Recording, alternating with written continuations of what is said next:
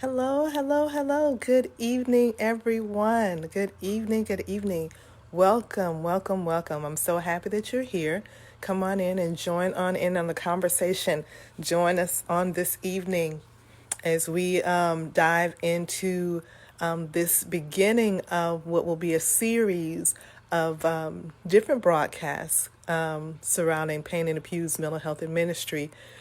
If anything, that this pandemic has taught us is that we need each other and we're in this together. I am Chelselia Payne. I am the founder of Pain and Glory Incorporated, and I am also the founder of the founder of Pain in the Pews Mental Health and Ministry, which is an initiative that I started back in 2014.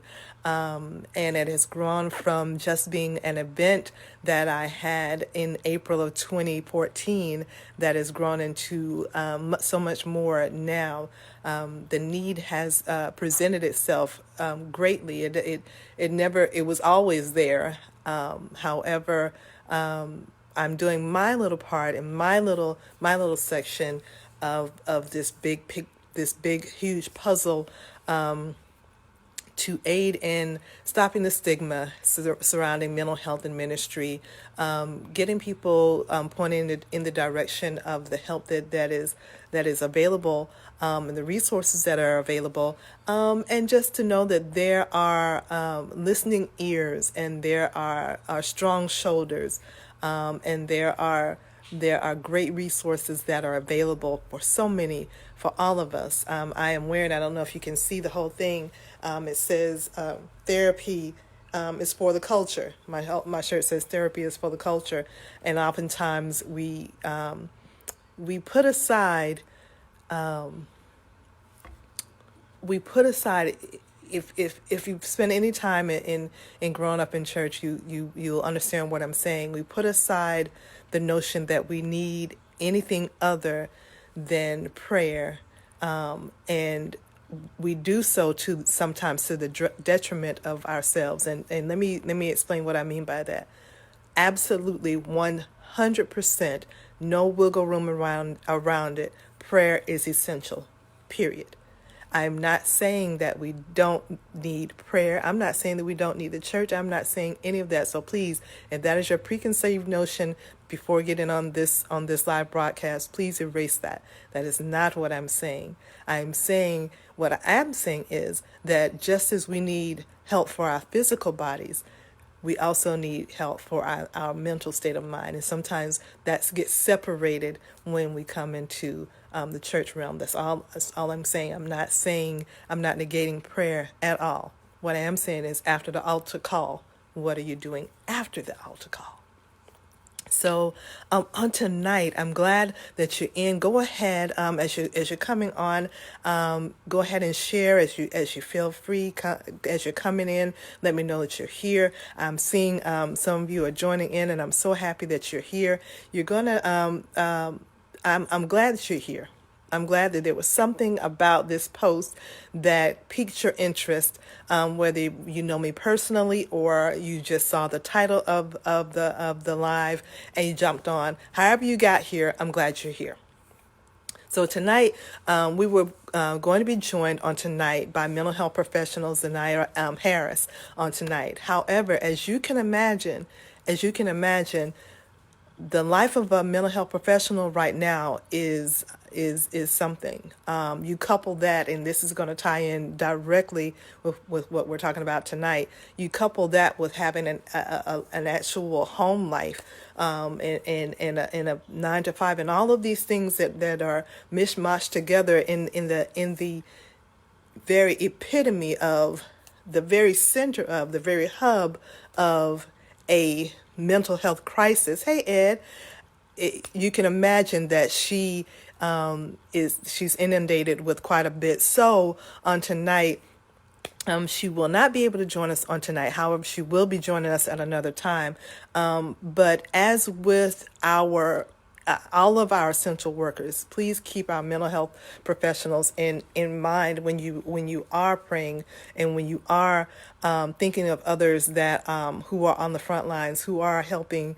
And I know she would definitely want to be on tonight, but because, listen, duty calls. She's a mental health professional, and duty calls. And so it's I'm appreciative that she would even take the time to even be with us on the night, but things are happening at a rapid pace.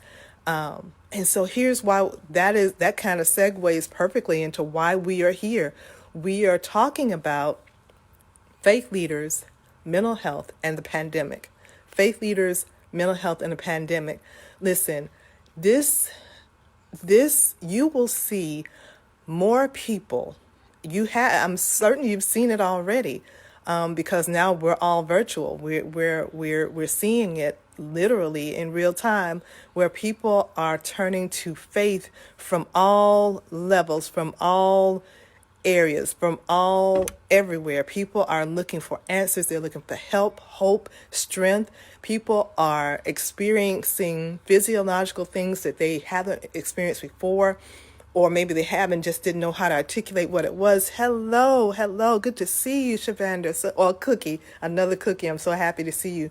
People are experiencing things that they've never experienced before, and now they're grappling with sleeplessness. They're dealing with issues in their physical body, because anxiety is now a part of their day-to-day. We're inundated with so much information, real and erroneous. If you're like me, I am so sick of these Facebook Messenger inbox messages and all these messages that come across our news feed that are just, it's a lot. So you've got, not only do you have people who are now in their homes, who didn't have to deal with their spouse in the way that they have to deal with them now, good, bad, or indifferent. They're having to deal with their children in a way that this is a new dynamic that they've not had to deal with. So now they're grappling with how to handle, and we weren't eased into this. This happened in quick succession, right? So you've got all this happening. You've got people who are perishing. And it's right in front of us. So we're seeing it, and we're seeing it as if we're experiencing it. We may not even know personally the people that are being talked about on the news broadcast, but because we have such empathy for what's going on, and we see so much that is happening, we are dealing with having to see this. So now there's all this that all of us are taking in. So who do we look to? Those who are strong in faith, wavering in faith, not quite sure, raised in the church and weren't, taken by grandma, however the case comes. Who are we looking to? By and large, a lot of people are looking to faith leaders.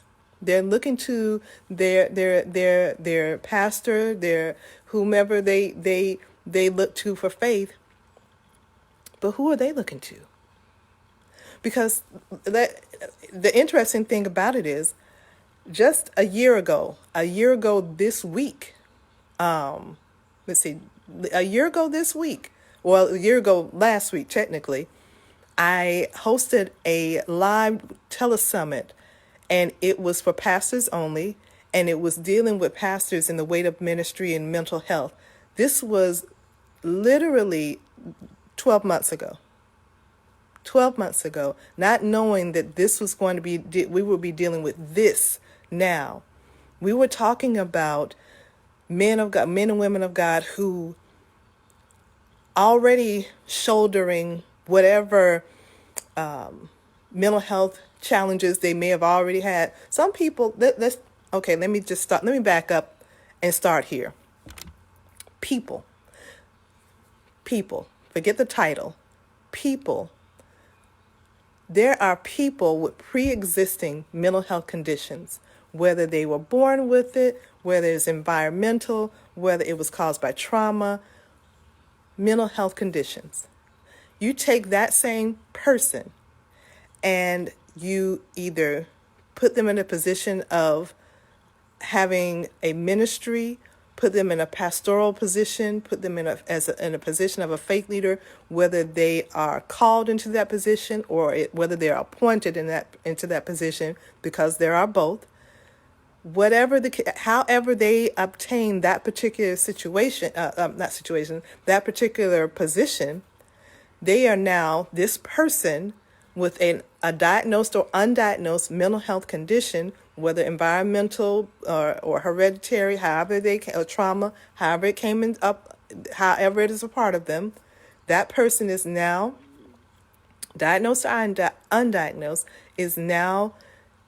has the assignment of being a spiritual leader. You take that same person who is carrying this weight and this mantle, you take that same person and you don't give them the proper guidance, and you don't allow them the grace to be able to know that it's okay for them to get help. You don't, and when I say you, I mean as a whole people, don't allow them the grace and the opportunity to know that it's okay for them to go and get help, to seek out counsel, to seek out help for whatever it is, whether it's depression, anxiety, bipolar disorder, whether it is an eating disorder, whatever it is, addiction, whatever it may be, without that grace to know that it's okay to put this title aside for a moment and let me just be who I am, because this person who I am is having a hard time. This person who I am is struggling. I'll give you an example. I'll give you two examples. One is a person I know personally, and one's a person I heard on Faith Talk Radio. First person I know personally, she and I plan to have her on. She was telling us about, and this is not something that is private. She shared this publicly, so I'm not sharing anything that hasn't been shared. But because I'm going to bring her on, I'll leave the full story, but to her. But she began to tell us about how she would go, and she this particular instance, she went and she preached this at this church, and God was moving. It was a powerful move of God, and things were happening, and it was just awesome. It was awesome. She left there, went home, or I don't think she even made it home, and had a panic attack. And well, she wasn't home. She had a panic attack and stayed closed off in her room. Now, mind you, she had just done everything that God had commanded her to do in that particular setting, and it was great. And then only to go home and be held by what was gripping her, this unyielding, gripping fear, this panic attack. Second one I heard was on FaithNet. It was not on FaithNet. It was not on Faith Talk Radio. It actually was here on Facebook Live. I actually shared it. And it was a pastor who was saying that he realized that he had gotten to a point where he was holding people longer in church, knowingly holding people longer in church, because that feeling that when he was in the presence of God, and that feeling of the anointing of God and the presence of God, which is wonderful, he would rather stay there in that than go home and face what he had to face at home. He would rather be around the people in his sanctuary, be around the people who he was feeding off of their praise, not to him, but he was feeding off of the presence of God. He was feeding off of what was happening there in the sanctuary. So he knowingly held people longer. He knowingly made the service longer. He knowingly preached a little longer, rather than having to go home and deal with his own issues. Knowingly. So then it begged the question. There's so many. There's so many that are suffering in silence.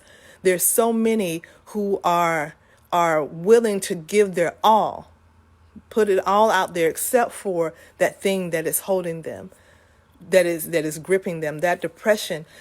I heard recently, and I've heard many times, hey, Minister Keith, I've heard many times pastors say, and when I say many times, I have gone to, over the past 2.5 years, I've gone to several events where I was asked to be a part of, or I was in the audience of events where pastors were there and this was the topic. And I have found that I've heard this many times, and here's what I've heard, that it's not easy for them to say that I'm dealing with depression, because how will other people look at them, their peers and their membership? It's not easy for them to say that they're dealing with anxiety, because the word says to be anxious for nothing. So they beat themselves up with the word. And so, or they beat themselves up with what they perceive others will say about them. So they wear this perceived S on their chest, this superhero S on their chest, without giving regard to their own selves, to their own safety and their own personal health. Keeping in mind that the spirit of the leader emanates down to those he or she leads. So if I, as a leader, aren't comfortable enough to go and get help, I'm not going to tell the people who follow me to get help as well. So then you've got an altar full of hurting people who get up and leave the same way. If I were to say, and I give this analogy quite often, if I were to say, or anyone, I won't say if someone were to say in the midst of a crowded room, oh my gosh, my chest, they grab their chest and they say, my left arm is tingling. Immediately, you're going to assume that that is something. I'm not going to say what, but you're going to have the assumption that you know exactly what that is. And you will take the necessary precautions to help this person. You're going to dial 911 or you're going to go over and assist this person if you know the proper things to do. Right? Right. You are going to do what's necessary as the individual who is experiencing this to make sure that you get the help that you need. You are not going to say, don't call an ambulance for me, just pray for me. You might say that. I don't know. You might say that. Doubtful. After whatever is over, you are going to seek a physician to make sure that you ensure that this does not happen again, or that you have control over it should it arise again. Mental health issue. When a person is, I myself, and I shared this in my testimony, as I told you all, I started Pain in the Pews Mental Health and Ministry in 2014. 2014 was the first time I ever openly shared my testimony with anyone, ever openly. My family and those who were closest to me knew this, but I never said it openly until I was at a conference that I hosted 2014, Pain in the Pews, and that was that I suffer from panic attacks and diagnosed with panic disorder. Never would say that in public. And if people had never seen it or had never been around me when I experienced one, then you would never know. But if I had not taken upon myself to get first the diagnosis, this has been something since I've been a child, since I don't ever remember not having panic attacks ever in my life. But I just didn't know what they were called until I was in my 20s. I had no idea. I just knew that something was happening. And so I made sure from that time, from my 20s then to being 51 now, made sure that I put in place things that are helpful to me and ensuring that my health is intact. Again, therapy is for the culture. So therapy is a part of it. My faith plays a huge part of it. And understanding that sometimes let's be honest, sometimes medication is necessary. Same analogy with the same instance with the analogy I gave a moment ago. If in fact a person starts to grab their chest and complains of their left arm going numb, then that same person, after they've been treated, there are some medications that they're going to possibly need going forward to ensure that everything is regulated and everything is flowing in the way that it should. If not, diet needs to change. There's certain environmental things that may need to change. There's some exercise that needs to take place. There's some lifestyle changes that need to take place. All of these take place in order for that person to stay healthy, right? Right. Same is true with our mental health.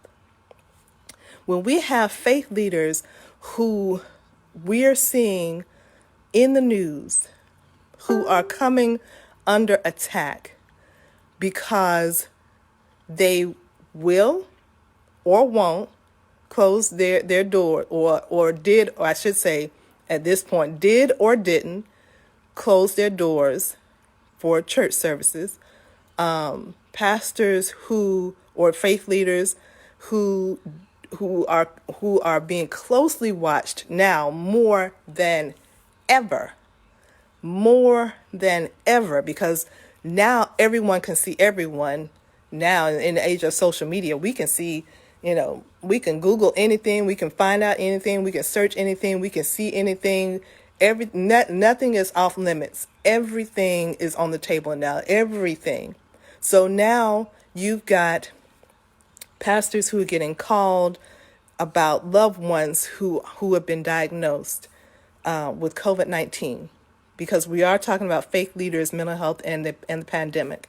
You've got faith leaders who are being called about loved ones in their church or their places of worship, or even in their own families, who have been diagnosed with COVID-19 stressor. You've got the same faith leader, a pastor, who's being called about people who have passed away due to the pandemic stressor. You've got faith leaders who their primary source of income is their ministry. Hey, Brother Brian, is their ministry stressor. Not to mention the stressors that were there long before 2020 even came in. There were, even before because 2020, I think we all can agree, has been a doozy. And we're only in April. But there are the stressors that were there before 2020 came in. So now you've got the faith leaders who feel as though they've got to wear the S on their chest, and they've got to be a superhero to all, but they're failing themselves. I saw a Bishop Bellington out of Illinois. I believe he's in Illinois. He posted something about an hour ago, and I was floored, because it was lining up with what I'm talking about tonight. And this bishop said, he was talking about the increase of, he listed a number of things: depression, anxiety, even suicide, that we could potentially see in the faith community. Specifically, he was specifically talking about pastors, specifically. And I think that we forget. And I think that they forget that it's okay to not be okay. Pause. Take a breath. It's okay to not always have the answer. It's okay to say, I don't know, but I'm trusting God. It's okay to not have to always be on. It's okay. Because what happens is when the person of faith, when the faith leader understands that they have to take care of their mental health first. They've got to put that oxygen mask on first. They've got to put their life vest on first. They've got to be the first partakers of this mental health first aid first before they can help someone else. When they understand the importance of that, then they will be able to be effective and effectual when this pandemic, when I shouldn't say when this pandemic, when this what it's called, shelter in place lifts, and the people are coming in droves into the actual physical building, they're coming in with mental health challenges that they never had before, or ones that have been exacerbated by what's happening now. Will the church be ready? If now, during this time, we as a collective community of believers, we as a collective community of those who make up the church, if we therefore are the church, if we are, the physical building is not the church. It is not church. Y'all have seen churches in storefronts. Y'all have seen churches, actual churches that were in restored gas stations and banks and grocery stores. So the church is a building. We make up the church. So if we are the church, hey, Professor Kiba, if we then are the church, then we need to do something to strengthen those that are in leadership and give them the grace and the brevity to know it's okay to get help. It's okay to get help. It is okay to partner. It's actually wise at this point to partner with mental health professionals, whether they are members of your congregation or your ministry or your place of worship, or if it's an organization that you partner with. However you get that partnership in there, it's important. It's important because there are going to be, from the head down, from the pulpit to the parking lot, there are now, right now, this moment, people who are in need of mental health help right now. There are people who are alone in their homes right now because of the shelter in place, and they are suffering from anxiety, depression, all sorts of things that they don't feel that they can express because I'm saved. I can't say that. I'm not supposed to be feeling that. What will people think of me? My title is X, Y, and Z. My title is minister this or elder that or bishop this or evangelist that, or that has to stop. That has to stop. My doctor has a doctor. When I go to my general practitioner, she has a doctor. My eye doctor wears glasses. She has a doctor. My therapist has a therapist.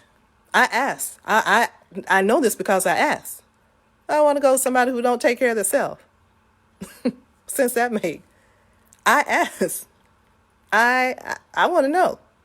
So if those who I trust to take care of me, if I can ask them who do they have to take care of them? If I trust them to take care of me, I need to know who's taking care of you. What systems? I asked my therapist, what do you do to take care of yourself? I asked her, who do you go to? What do you do? What do you do to decompress? After you've seen client after client after client, week after week after week, issue after issue after issue, how do you get that? What do you do? What's your release? Who do you go talk to? I asked her. So if I can, and I've talked to my general practitioner. I've talked to her about her. I didn't even have to ask her. She already kind of volunteered the information, but still, I know she has her own doctor. My eye doctor, as I said, she wears glasses. She can't self-prescribe. If I can find out, if I can make sure that those who take care of me take care of themselves, let's make sure that those who take care of us spiritually take care of themselves. Let's make sure that we give them the space. And let me explain what I mean by that. Because I think that sometimes we hold faith leaders in such a place that they can't even attain.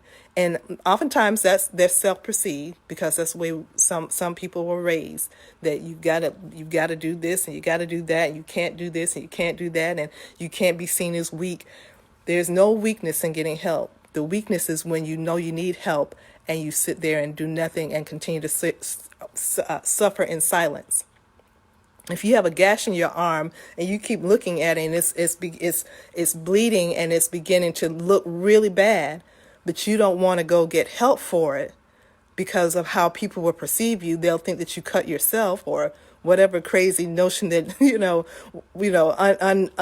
unnatural notion that you projected on yourself. Now it's become infected and you've got a wound that you just are carrying unnecessarily.